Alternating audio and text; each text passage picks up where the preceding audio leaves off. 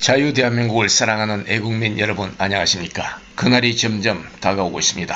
두렵기도 합니다. 4.15 총선 전후 폭동과 경영을 생각하지 않을 수가 없습니다. 먼저 한 가지 양해의 말씀을 드립니다. 직함은 생략하겠습니다. 그리고 대한민국의 현 정권을 공산주의 정권 그리고 주사파를 공산주의자라고 칭하겠습니다. 우파 좌파라는 말을 쓰지 않겠습니다. 한국에는 좌파가 없기 때문에 우파도 있을 수가 없습니다. 보수 진보라는 말도 쓰지 않겠습니다. 한국에는 진보가 없기 때문에 보수도 있을 수 없습니다. 이번 총선이 원만하게 치러질 수 있을까 하는 염려가 많이 듭니다. 이제 4.15 총선이 불과 열흘 정도를 남겨두고 있습니다. 애국우파가 반드시 승리해서 공산주의로 다른 박질치고 있는 현 정권을 막아내야 하는 선거이며 대한민국의 싸울이 걸린 대사건입니다. 한반도에 공산주의 이념을 도입해서 적과 통일을 노리고 있는 저들은 4.15 총선 이전에 시진핑을 불러와서 초청 이벤트를 극대화한 후 한중 동맹과 공산주의 선언을 하려고 했던 것입니다. 하지만 저들의 1차 계획은 예기치 않게 차이던 불청객 코로나 전염병으로 말미암아 실패로 끝나고 말았습니다. 그렇다고 해서 잠시도 안도해서는 절대로 안 되는 상황이며 오히려 싸움은 더욱 치열해질 조짐을 보이고 있습니다. 이제 공산주의자들은 자신들이 저질러 놓은 죄가에 대한 두려움을 느낀 나머지 생존을 위해 자충우돌 천방지축으로 날뛰고 있는 지경에 이르렀습니다.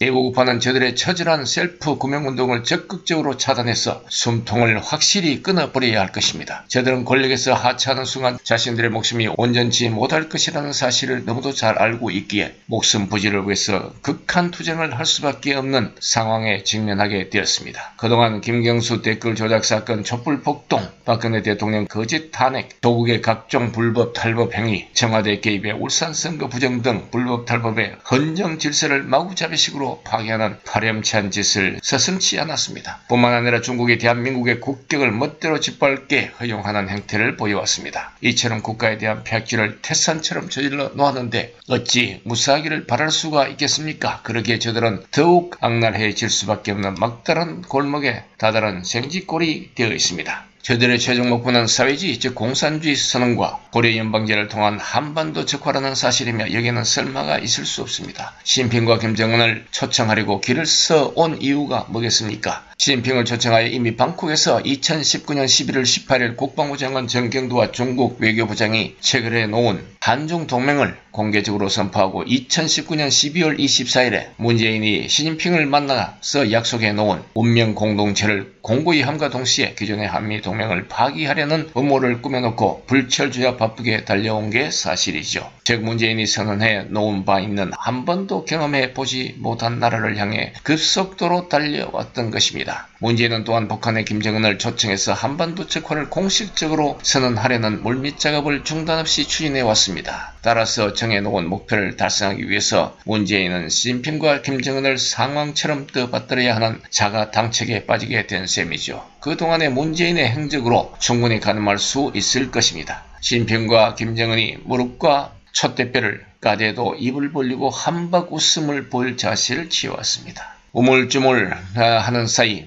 어느덧 국가는 공산주의 아가리 바로 앞에서 바들대고 있는 상황을 연출하게 되었습니다. 문제는 현 공산주의 오야봉 시진핑과 동족임의 결동무라고 칭하는 북의 김정은을 대한민국으로 초청해서 시진핑과는 한중동맹을 김정은과는 적화통일을 위한 공산주의 기틀을 확고히 하는 연방제를 공식적으로 선언하려고 했던 것입니다. 많은 분들은 여전히 그게 어찌 가능하냐고 질문을 던집니다. 미친 개가 못할 짓이 뭐 있겠습니까? 공산주의는 자신들의 방해 세력을 막무가내로 무자비하게 처단해 버립니다. 아직 설마라고 한다면 가마솥에서 더 따스한 온기를 기다리고 있다가 결국 목숨을 잃어버리고 마는 개구리 신세가 되는 것입니다. 지난번 대통령 탄핵 촛불 폭동 때도 충분히 목격하지 않았습니까? 그게 어찌 정상적인 대한민국 국민이 맨정신으로 할 수 있는 일이란 말입니까? 중국 문화 대혁명 때의 홍위병을 연상케 할 정도로 살벌하고 파괴적이었습니다. 따라서 저들은 마음만 먹으면 민노총, 정교조 그리고 각종 친문 세력 단체들과 한국에 체류하고 있는 중국 공산당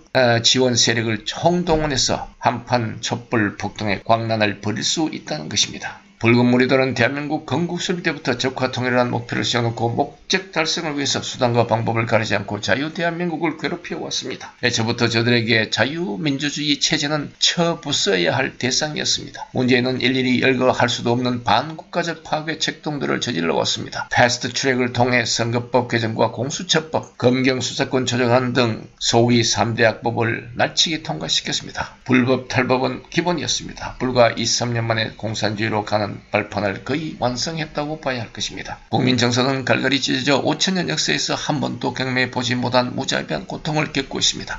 문재인은 이들의 불법 탈법 행위자들을 아낌없이 지원해왔습니다. 심지어 불법 탈법 백화점의 소유주라는 별명까지 붙여진 조국을 법무부 장관에 임명하려고 애국민들의 거친 반대에도 불구하고 수개월을 버텼습니다. 그래단 명분 없이 조국 임명을 밀어붙인 이유를 묻는 기자에게 지금까지 검찰 수사 등으로 겪었던 고초만으로도 아주 크게 마음의 빚을 졌다라고 말했습니다. 국민의 준 고통과 빚은 아랑곳하지 않았습니다. 적대해놓고 국민을 겁박하는 행위를 서슴없이 한 것이었습니다. 어디뿐이겠습니까? 유재수 감찰모마 사건, 울산시장 선거 공작 사건, 신라젠 사건, 라임 사태, 우리들 병원 부당 대출 의혹 등등 끝이 없습니다. 이보다 더 이상 대한민국을 파괴할 수 없다는 생각이 들 정도의 위치까지 오게 되었던 것입니다. 한중동맹 체결과 한미동맹 파기에 관해서 알아보도록 합시다. 여러분, 문재인 정부가 한중동맹을 체결한 사실 알고 계십니까? 작년 11월 18일에 영국의 텔리그래프가 한중동맹을 보도했습니다. 한중동맹을 한국의 언론 매체는 전혀 보도를 하지 않았었죠. 제가 유튜브에 동영상을 올렸는데 많은 분들이 공유하려고 하니 자동 삭제가 되어버렸다고 알려왔습니다. 자, 저들은 이제 1차 계획이 숲으로 돌아감에 따라서 다시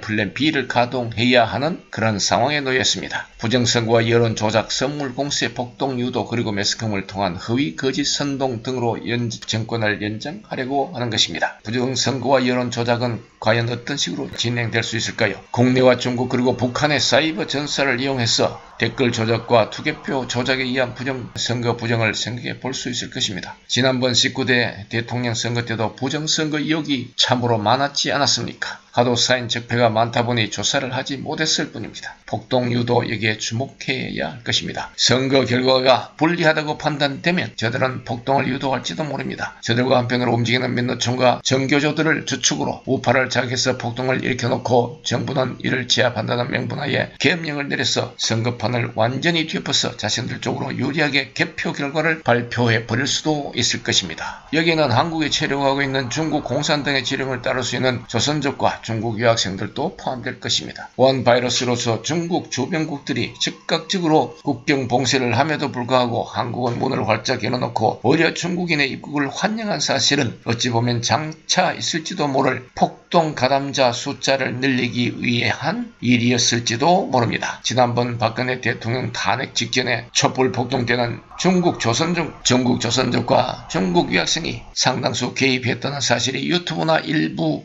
언론을 통해서 여러 차례 보도된 바가 있지 않습니까? 제2의 촛불 폭동을 고의적으로 유발시킬 가능성을 배제할 수 없다는 사실을 유념해야 합니다. 또한 4.15 총선날이 하필이면 김일성 생일날이기도 하다는 점을 유념해야 할 것 같습니다. 다음은 대국민 허위거짓 융단 폭격입니다. 공산주의들의 입은 거짓말 제조기라고 해야 할 정도로 거짓말이 아니고는 생존이 불가한 그러한 집단입니다. 공산주의 흉내를 내고 있는 신출내기 한국의 공산주의 정권은 거짓말 연습을 게을리하지 않고 있습니다. 4.15 선거를 앞두고 지속적으로 대통령의 지지율을 발표하고 있는데 대부분 애국 우파들은 전혀 믿지 않고 조작된 조사라고 알고 있습니다. 그도 그럴 것이 응답률이 3~4%밖에 되지 않으니 말입니다. 다시 말해서 100명에게 전화를 해서 3~4명밖에 응답하지 않는 여론조사인 것이죠. 그럼에도 불구하고 저들은 허접한 여론조사로 국민들에게 자신들의 부정개표 결과에 대한 적응 훈련을 계속하고 있는 것입니다. 즉 부정선거에 대한 이의를 제기하더라도 여론조사에서도 그래 했으니 결과가 당연하지 않느냐는 식으로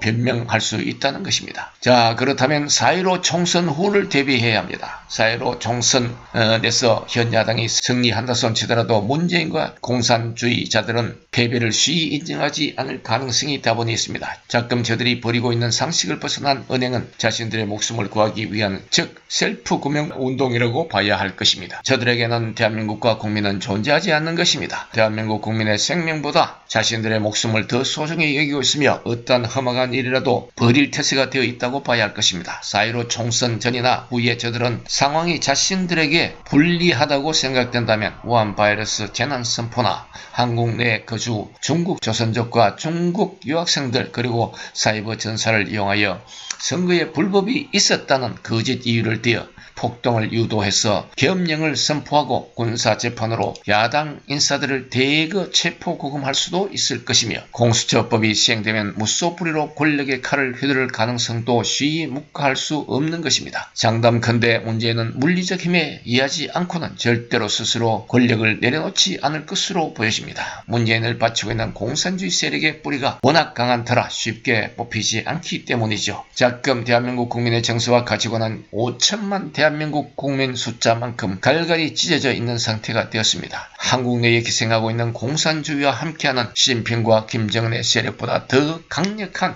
한미일 동맹 체제의 구축이 절실한 시점이며, 무엇보다도 보수 애국민들의 역량이 확충되어 저들의 한반도 적화약을 확실하게 저지해야 할 것입니다. 우선 그 전에 표를 착실히 해야 함은 물론이고, 부정선거 대책과 선거 후에 겪게 될지도 모를 저들의 책동에 만번의 준비태세, 특히 심적 태세를 갖추고 행동해야 할 것입니다. 자유 대한민국을 사랑하는 애국민 여러분, 감사합니다. 다음에 또 뵙도록 하겠습니다.